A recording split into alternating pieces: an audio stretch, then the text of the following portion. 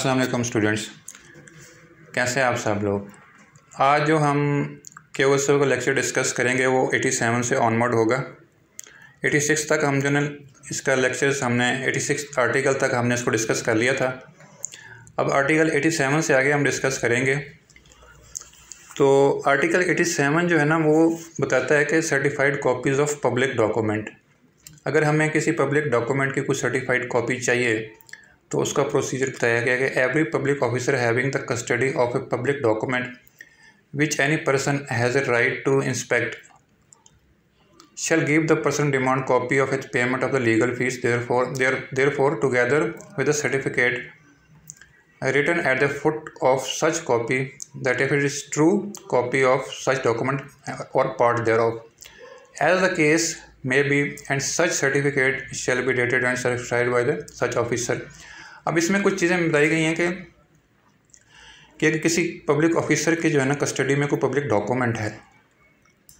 तो अगर कोई इसको पर्सन जो है ना इंस्पेक्ट करना चाहता है कोई पर्सन, तो वो क्या करेगा, वो सबसे पहले लीगल फ़ीस देगा, पेमेंट करेगा लीगल फ़ीस की जितनी भी फ़ीस है, और उसके ऊपर जो है ना स्टैंप लगी होगी और सील होगी और साइन होंगे पब्लिक ऑफिसर के, तो वो जो है ना सर्टिफाइड कॉपी कहलाई जाएगी। अगर इन सारी चीज़ें नहीं होंगी, मतलब वो सील नहीं होगी, साइन नहीं होगा, वो फुट नोट नहीं होगा उस पर, together with the certificate written at the foot of such copy that it is a true copy of such document or part thereof. ठीक है, तो ये सारा कुछ नहीं होगा जब उस पर सील भी नहीं होगी, कोई जो है मोहर वगैरह नहीं लगी होगी, कोई साइन वगैरह नहीं होंगे, तो फिर उसको हम certified copy of public document नहीं कहेंगे। मिसाल के तौर पे एक कोई पब्लिक डॉक्यूमेंट है, उसकी आप फ़ोटो कापी करा लेते हैं, तो वो आप कहीं यूज़ नहीं कर सकेंगे जब तक उस पर कोई स्टैंप लगी ना हो। स्टैंप लगी होगी, सील होगी, तो फिर वो पब्लिक डॉक्यूमेंट कहलाया जाएगा, और अदरवाइज़ वो पब्लिक डॉक्यूमेंट नहीं कहलाया जाएगा। अब आगे 88 कहता है कि अगर such certified copies may be produce in proof of the content of the public document or part of the public document of which purports to be copy. तो ये जो है ना, ये हमारे पास कॉपी होगी, ये कंटेंट ऑफ डॉक्यूमेंट्स को ना पब्लिक डॉक्यूमेंट्स को प्रूफ करने के लिए काफ़ी होगी। मिसाल के तौर पे हम किसी भी पब्लिक डॉक्यूमेंट्स से कोई कॉपी लेते हैं, तहसीलदार के ऑफिस से लेते हैं या कोई यूनियन काउंसिल से कोई लेते हैं, हम कोई भी डॉक्यूमेंट ले लेते हैं, तो उसको सर्टिफाइड डॉक्यूमेंट जो है वो हमें दे देते हैं, सारे स्टैंप वगैरह वो लगी होगी। अब उसके हम ये नहीं करना पड़ेगा कि ये कौन कौन से ऑफिस से होके आया है, किसने जो है ना इस पर किसने इसको ड्राफ्ट किया है, तो उन सारों को हमें प्रोड्यूस करने की ज़रूरत नहीं होगी। हमें बस वो कॉपी जो है ना, वो हम उसको पब्लिक डॉक्यूमेंट की वो कॉपी होगी, वो सर्टिफाइड कॉपी होगी, उसको हम यूज़ कर सकते हैं, क्योंकि उसके ऊपर सील लगी हुई है, साइन हुए हैं, मोहर लगी हुई है, उसकी स्टैंप लगी हुई है पब्लिक ऑफिसर की, तो उसको हम कहेंगे ये पब्लिक डॉक्यूमेंट है। तो फिर 89 ने जो है कुछ और मोड्स बता दिए हैं कि जिसके ज़रिए से हम पब्लिक डॉक्यूमेंट को जो है ना प्रूफ कर सकते हैं। अब 90 आर्टिकल ये कह रहा है, the court shall presume every document purporting to be certificate certified copy or other document which is by law declared to be admissible or evidence of any particular fact and which purports to be duly certified by any officer of the federal government or provincial government to be genuine. अब ये कह रहा है कि वो genuine है, certified copy होगी जिसके ऊपर किसी ऊपर ऑफिसर जो है वो फेडरल गवर्नमेंट का हो या प्रोविंशियल गवर्नमेंट का, किसी ऑफिसर ने अगर साइन किया हुआ है, तो वो क्या होगी, वो सर्टिफाइड कॉपी होगी, वो जेन्युइन होगी, वो जेन्युइन कॉपी प्रिज्यूम कर ली। ये प्रिजम्पशंस आ गए कि ये ना कोर्ट प्रिज्यूम करेगी। 21 आर्टिकल ये कह रहा है, presumption as document produce as record of evidence. जो रिकॉर्ड ऑफ एविडेंस के लिए जो प्रोड्यूस किए जाते हैं डॉक्यूमेंट कोर्ट्स में, तो वो जो है ना वो जेन्युइन है, और कोर्ट प्रिज्यूम करेगी कि ये जो है ना ये जेन्युइन है। 91 अब ये कह रहा है कि presumption as document produced as record of evidence. जो कोर्ट में जो रिकॉर्ड ऑफ एविडेंस के लिए जो डॉक्यूमेंट्स प्रोड्यूस किए जाते हैं, वो कोर्ट प्रिज्यूम कर रही है कि ये जेन्युइन है, इसमें किसी किस्म का कोई शक शुबा नहीं है। ठीक है, उसके बाद जो है ना 92 आगे कह रहा है, presumption as genuineness of document kept under any law. इसका जो है ना, the court shall presume the genuineness of every document purporting to be document directed by the any law to be kept by any person if such document kept substantially in the form required by law is produced from proper custody। जैसे कि ये official gazette है, उसके बारे में court ये presume करेगी कि ये किसी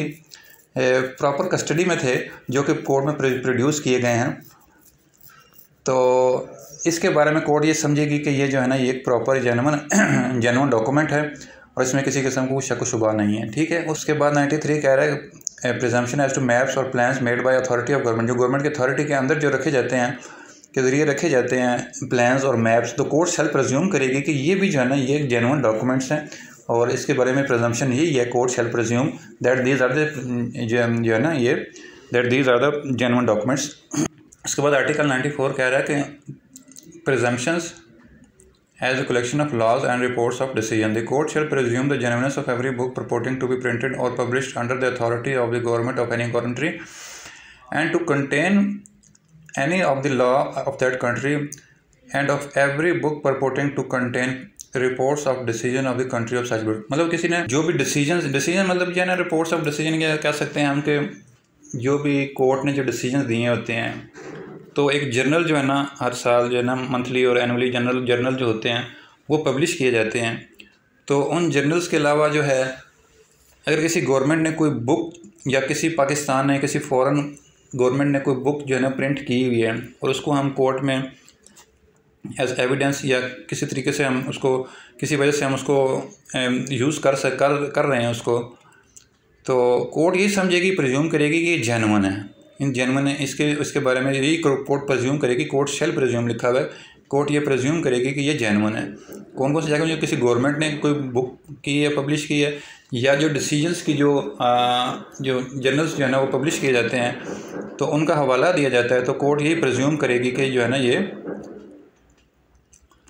ठीक है। कोर्ट प्रेज्यूम करेगी कि जब भी कोई डिसीजंस जो है ना जनरल जो लॉ जर्नल्स हैं, लॉ की बुक्स हैं, तो उनका जो अगर हवाला दिया गया है या कोई गवर्नमेंट ने जो है पाकिस्तान की या फॉरेन गवर्नमेंट ने कोई बुक पब्लिश किया वो, तो कोर्ट के डिसीजंस में कोर्ट के केस में अगर उनका हवाला दिया जाता है तो कोर्ट यही प्रेज्यूम करेगी कि ये जेन्युइन है। ठीक है। उसके बाद 95 आर्टिकल ये कह रहा है कि the court shall presume that every documents purporting to be a power of attorney and to have been executed before and authenticated by a notary public or any court, judge, magistrate, Pakistan consul or vice consul or representative of the federal government was so executed and authenticated। इसका मतलब ये कोई भी अगर power of attorney जो है court में पेश की जाती है तो अगर नोटरी पब्लिक से जो है वो ऑथेंटिकेट है तो कोर्ट ये समझेगी कि ये जेन्युइन है, या तो नोटरी पब्लिक से हो या कोर्ट से हो या जज मजिस्ट्रेट से हो, पाकिस्तान कौंसल और वाइस कौंसल से और representative of the federal government से हो। तो अगर कोई बाहर का डॉक्यूमेंट है तो वो एम्बेसी से जो है अगर वो ऑथेंटिकेट है, उन्होंने ऑथेंटिकेट कर दिया है तो फिर कोर्ट समझेगी कि ये भी जो है ना एक जेन्युइन डॉक्यूमेंट है। तो ये सारे जो है ना जेन्युइन डॉक्यूमेंट्स कोर्ट समझेगी। लेकिन अगर अपोजिट पार्टी जो है वो ये ऑब्जेक्शन लगा देती है कि ये जेन्युइन डॉक्यूमेंट्स नहीं हैं, तो फिर उनको प्रूफ करना पड़ेगा कि ये जेन्युइन डॉक्यूमेंट नहीं है। आगे हम पढ़ेंगे एक आर्टिकल आएगा बर्डन ऑफ प्रूफ का, कि जो पार्टी जो है एविडेंस लेके आती है कोर्ट में तो फिर वो उस पर जो है ना बर्डन ऑफ प्रूफ उस पर होता है कि वो साबित करे, किसी पे इल्ज़ाम लगाया या कुछ भी किया तो वो गवाह भी लेके आती है तो उसको बर्डन ऑफ प्रूफ उस पर हो जाता है कि वो साबित करे। इसी तरह से इन प्रिजम्पशन को अगर इनकार करती है कोई पार्टी तो फिर सारा बर्डन ऑफ प्रूफ जो है ना उस पार्टी पे होगा और उसको फिर साबित करना पड़ेगा कि वो जो है ना वो सही कह रहा है। अच्छा, उसके बाद जो है आर्टिकल 96 कह रहा है presumption as to certified copies of foreign judicial records the court में प्रिज्यूम। आगे फिर जितने भी 96 से 100 तक है ये सारे मे आ रहे हैं, ऊपर छल था इसमें ये ना मे आ रहे हैं, मतलब कोर्ट मे जो है ना कर सकती है या नहीं भी कर सकती, डिस्क्रिशन आ जाती है इसमें कोर्ट की।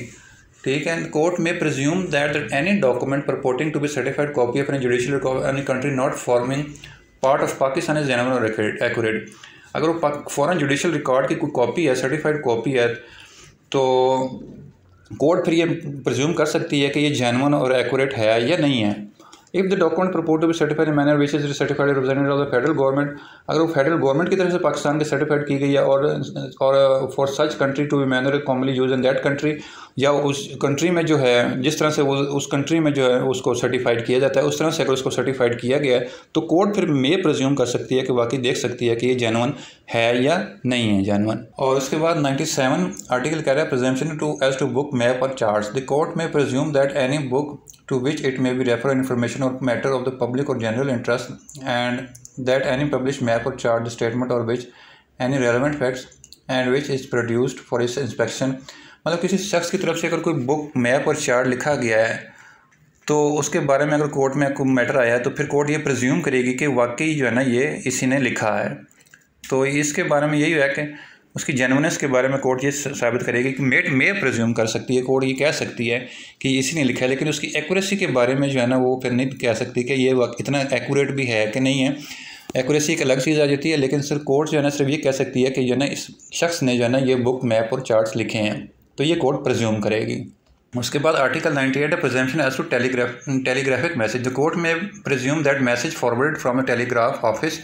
to the person to whom such message proposed to be addressed corresponds with the message delivered to transmission of at the office from which the message proposed to be sent। अब किसी की तरफ से telegraphic जो है ना message send किया गया और कोर्ट ने समझा है, कोर्ट ये प्रिज्यूम करेगी, प्रिज्यूम कर सकती है कि इसी डिपार्टमेंट इसी की तरफ से जो है ना इसी शख्स को मैसेज भेजना गया था और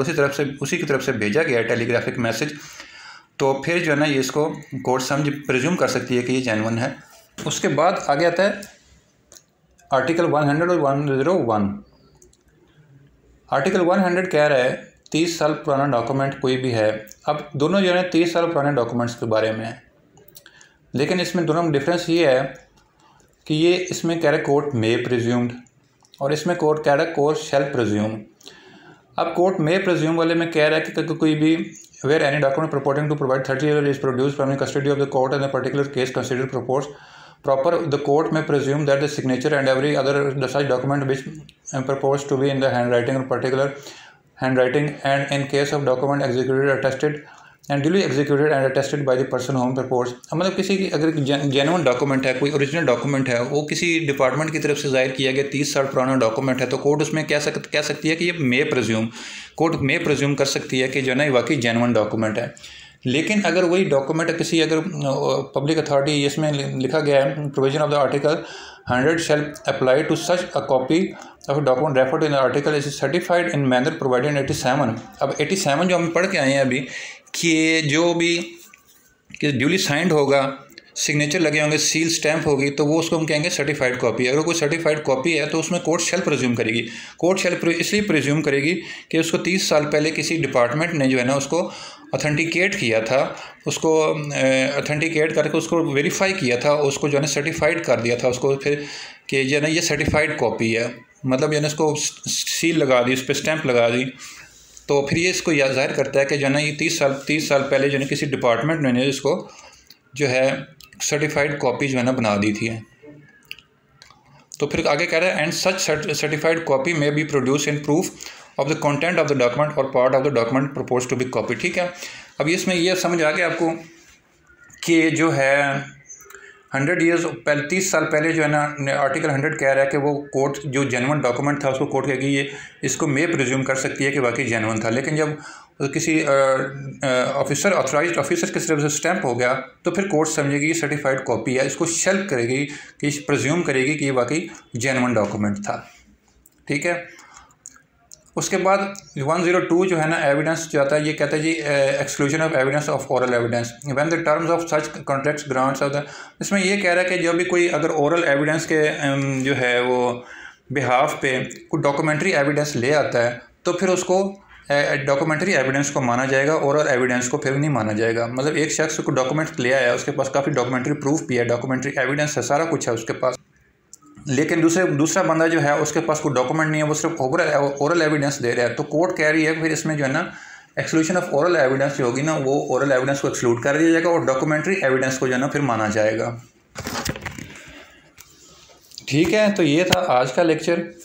तो जिसको हमने 87 से 101 तक डिस्कस किया। अब नेक्स्ट लेक्चर में जो है हम इंशाल्लाह 102 से आगे 120 तक जो है ना लेक्चर डिस्कस करेंगे। तो मिलते हैं इंशाल्लाह नेक्स्ट लेक्चर में, तब तक के लिए अल्लाह हाफ़िज़।